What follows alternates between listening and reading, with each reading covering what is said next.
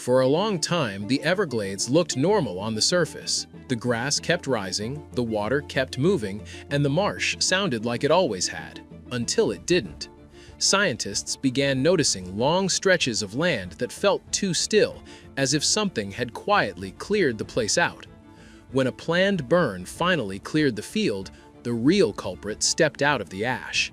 Massive Burmese pythons had taken far more of the Everglades than anyone realized.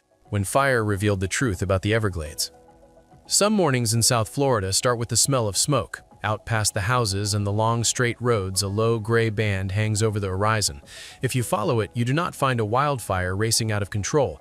You find trucks parked on a levee, engines idling, and a line of people in yellow shirts and hard hats walking along the edge of the grass with metal cans in their hands.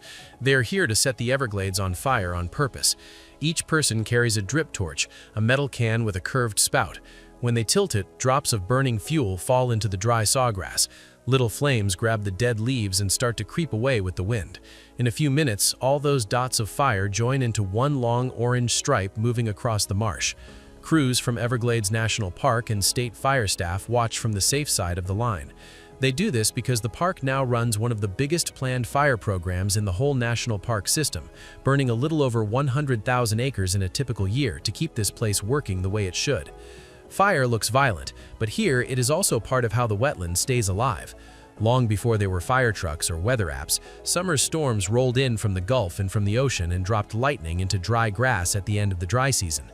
Those strikes started fires that crawled through sawgrass and other marsh plants, burned off old stems, and then slowed when they hit deeper water. When the rains returned, new plants pushed up through the ash. Over thousands of years, plants and animals grew used to that rhythm. Fire opened clogged channels, let water move, and kept trees and shrubs from turning open marsh into a solid wall of brush. People changed the pattern. Canals were cut, levees were built, water was held high in some basins and drained away from others. Towns and farms pushed into the edges of the marsh. Now a lightning strike near a road or a neighborhood cannot just burn until it runs out of fuel. Crews have to put it out to keep people and property safe. At the same time, when fire stays away too long, dry grass, branches, and fallen stems pile up. If all of that lights at once on a windy day, the blaze can be far more intense than the old slow burns that used to walk across shallow water. That is why so much planning happens before a single drip torch is tipped. Months ahead of time, staff from Everglades National Park, the Florida Forest Service, and the South Florida Water Management District look at maps and satellite images and past fire records. They mark patches where grass has built up for many years, where shrubs are creeping into open prairie, and where a burn would help thin out dense fuel. Then they wait. The right window is a narrow one. The air needs to hold some moisture so the fire will not bake live trees and deep roots, but the grass must be dry enough that the line will carry. The wind has to be strong enough to push smoke away from highways and towns, but not so strong that flames race out of the planned unit. Water levels should be low enough to let crews walk, but not so low that the soil layer starts to dry too deep. When all of those pieces line up, the call goes out and trucks roll. Dry sawgrass burns with a harsh, ripping crackle, as if someone is tearing big sheets of paper over and over right next to your ear. The first things to move are the smallest. Grasshoppers spring up and dart away. Spiders drop from their webs and scramble for damp pockets in the soil. Snakes that hunt frogs and mice slip toward wetter ditches. Birds see an opportunity in the chaos. Herons and egrets hurry along the edge of sloughs with their heads low, grabbing insects and small animals that try to flee the heat. Vultures circle higher, riding the rising warm air. Every so often, something larger breaks from the grass. A rat makes a quick dash to a strip of unburned reeds. A raccoon splashes into shallow water. Once the main fire front is passed, the world behind it is almost unrecognizable. Sawgrass stems that stood shoulder-high that morning are now short, charred stubs. Without tall grass hiding everything, you can finally see the shape of the land. Small dips and ridges stand out. Old animal paths show as smooth lines across rough ground.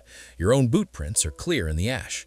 In a truly crowded marsh, you would expect to see fresh marks from rabbits, small hoof prints from deer, hand-shaped impressions from raccoons.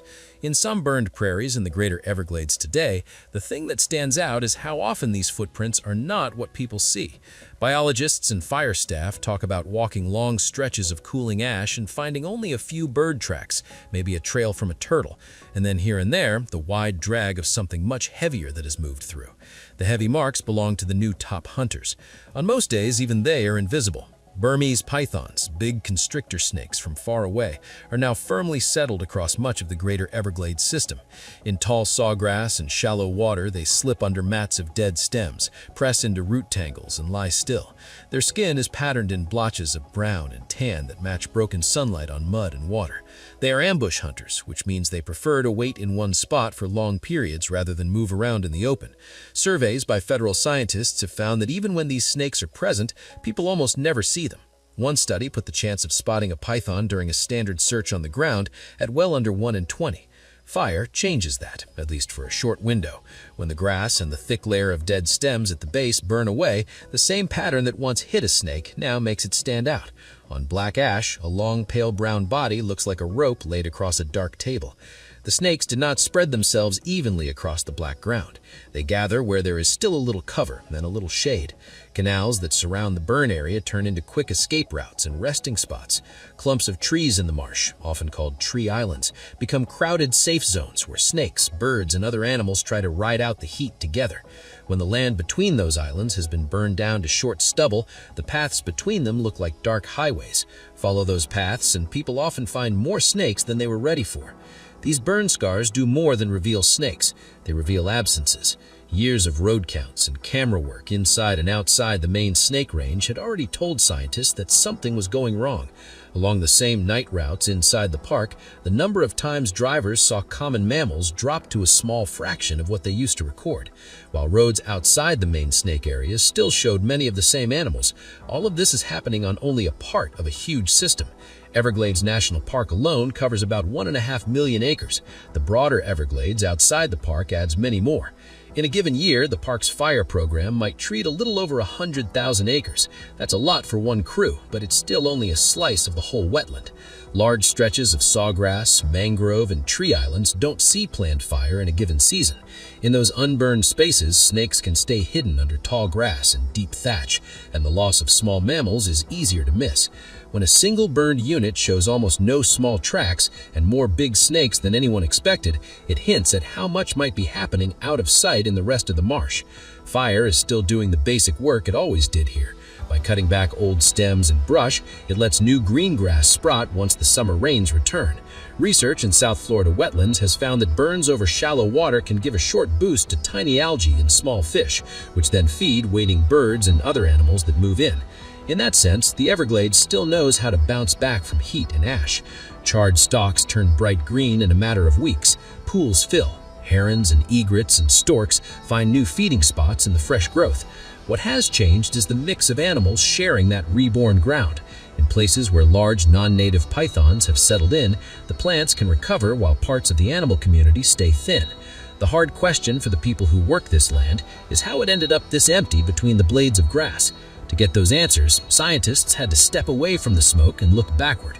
They had to trace when these giant snakes first started showing up in South Florida, follow how they spread from one corner of the map to many, and measure how 3 long decades of quiet growth turned the Everglades from a river of grass into python country.